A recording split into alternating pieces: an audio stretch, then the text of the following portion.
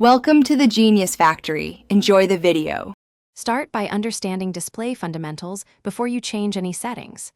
Displays report peak luminance in nits, such as 500 nits for common phones. That number defines maximum light output under optimal conditions. Auto or adaptive brightness can limit output to 60–80% under some conditions.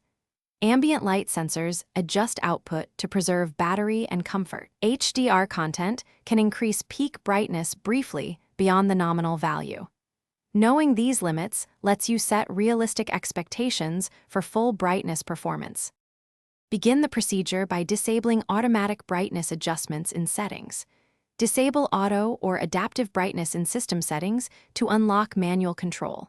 Next, plug into AC power to avoid battery throttling by the system.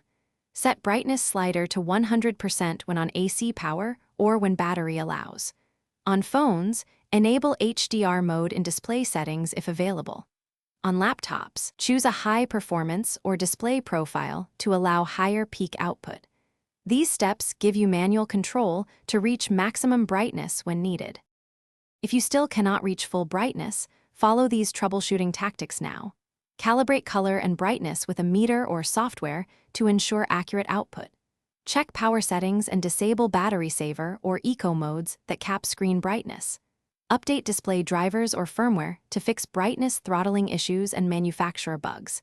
For external monitors, use DisplayPort or HDMI high bandwidth cables to reach rated brightness. Finally, consider screen protector removal or cleaning if it reduces perceived brightness noticeably. Thanks for watching. If you found this helpful, don't forget to like and subscribe.